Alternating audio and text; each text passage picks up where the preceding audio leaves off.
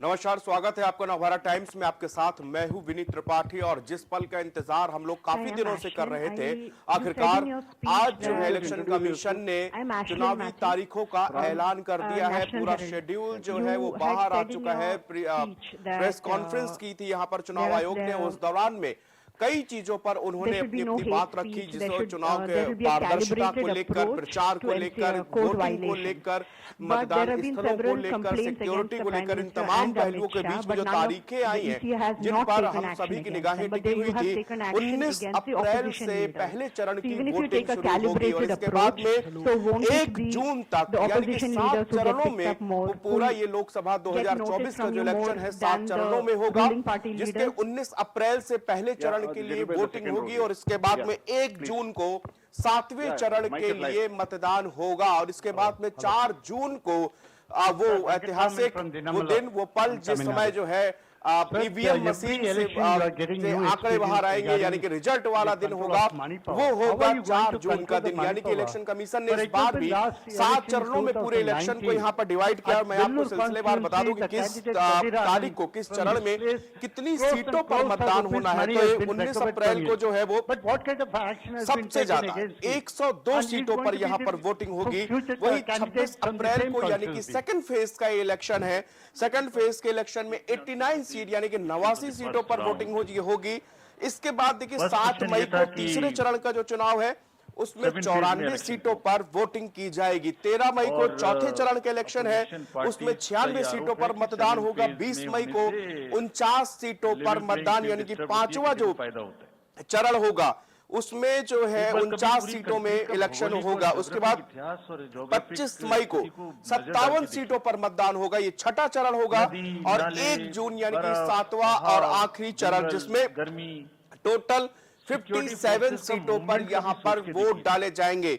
ये पूरा इस बार इसके साथ साथ 4 विधानसभाओं में भी इलेक्शन होना है और बहुत सारी जो उपचुनाव होने हैं वो भी जो है इस दौरान कराए जाएंगे। तो इलेक्शन कमीशन ने इस बार जो है जो पहले वाले 2019 को जो इलेक्शन हुआ था उसमें तकरीबन 1 महीना 7 दिन का समय लगा था और इसमें हम देख रहे हैं कि 19 अप्रैल को चुनाव शुरू हो रहे हैं और उसके बाद में 4 जून को रिजल्ट आ रहा है, जबकि 1 जून को 7वें और अंतिम चरण में 57 सीटों पर चुनाव यहां पर निश्चित हुए। तो इलेक्शन कमीशन ने तैयारियों के बारे में जो बात बताई है उसमें से कुछ प्रमुख बातें उन्होंने कहा है कि जिस तरह फर्जी तरीके से किसी भी तरह आप प्रचार नहीं करेंगे, आप धर्म और जाति के नाम पर वोट नहीं मांग सकते हैं। इस बार इलेक्शन कमीशन जो है सोशल मीडिया को लेकर सबसे ज्यादा सख्ती बरत रहा है, जिसके लिए अलग से एक कमेटी बनी है। वो कमेटी जो है वो पूरी सोशल मीडिया की निगरानी करेगी कि किसी तरह से कोई भी प्रत्याशी या किसी भी प्रत्याशी का समर्थक किसी तरह से कोई ऐसी अफवाहें वहां पर ना फैला पाए। इलेक्शन कमीशन ने कहा था कि आप किसी से सहमति और असहमति जाहिर कर सकते हैं, आप हमसे भी असहमत हो सकते हैं, लेकिन आप अफवाह नहीं फैला सकते। अफवाहें फैलाना एक क्राइम है और इस पर इस बार हमारी सबसे ज्यादा नजर होगी। तो देखा जा रहा है, उन्होंने कहा था कि जो प्रचार के जो तरीके हैं उसमें भी आपको परहेज करना होगा। आप इनडायरेक्ट वे पे जाके और गलत तरीके से चुनाव प्रत्याशियों को अपना चुनाव प्रचार यहां पर नहीं करेंगे।